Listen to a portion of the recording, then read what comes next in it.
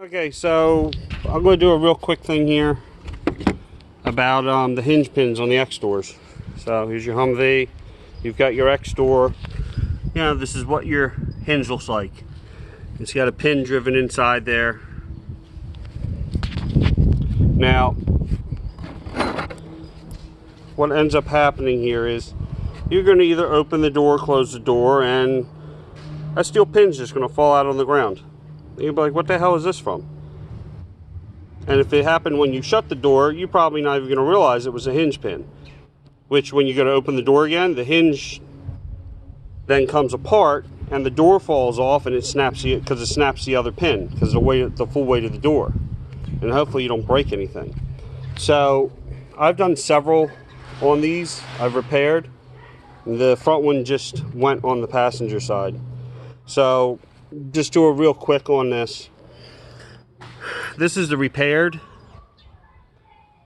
So what we end up doing is we take the door off. You take the hinge off. See those two holes? There's one here and one here. They're like little welds or something in there. So we'll stick that in a drill press. We'll use like a 3/16 bit and drill those out. Then you stick the hinge in a vise, and you take a drift and a hammer, and you drive what's left of the pin out. What's going to come out is this. And the reason these break is because, see this recess up here? This is your upper pin.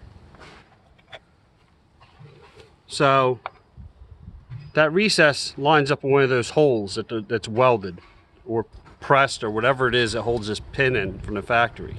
Well, the bottom is also recessed. It's got that groove cut in it. So it snaps off right where that groove is, and then the bottom half of this pin just drops right out like that. And now you've got a door that you can't use. So what we do is, and I suggest using at least a grade 5, we picked up these bolts at a local steel supplier we go to, and they just happen to be grade 5 anodized steel. These are 5/16 bolts. It doesn't matter what the thread is on the end, because you're going to cut off, we end up cutting off this much of it. Okay? What you end up needing, and the reason we bought them so long is I didn't want a threaded part sticking out here. So what we end up using is about 4 1/4 inch length from the bottom of the head to the end of the pin.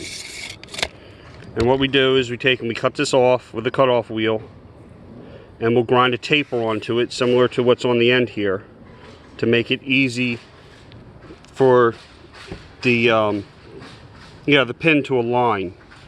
We'll take this to the bench grinder, and we'll just spin this on the bench grinder to get all the flats off, to make it look round.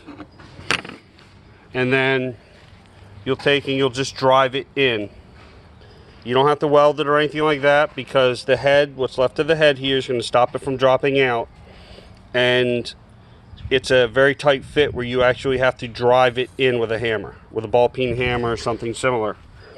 And that's a permanent fix. Both of these doors had to be fixed when I bought it. The other driver's front, the upper hinge, had to be fixed when I bought it. So I figure at some point every one of these is going to end up being repaired. Like I said, we use grade 5 because that's all I could get. That was a long bolt.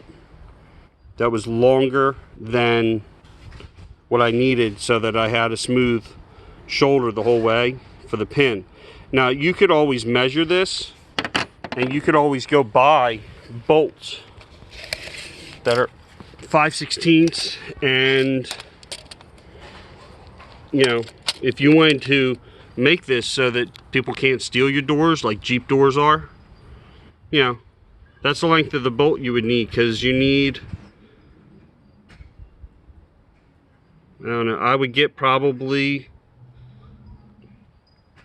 4 1/2 would be your bare minimum, and it might not do it. 4 3/4, 5 inches, way too stupid long. 4.5 might do it, but I don't know if you're going to get the lock nut to stay on there. And they don't really come, they only come in half sizes, so like probably from 4 it would jump to 4.5, and then 5-inch in a regular store. You might be able to find something online though that would give you that little extra.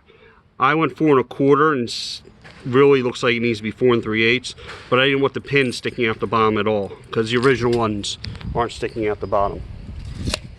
So like I said, hopefully this helps somebody, because when that happens, you're screwed.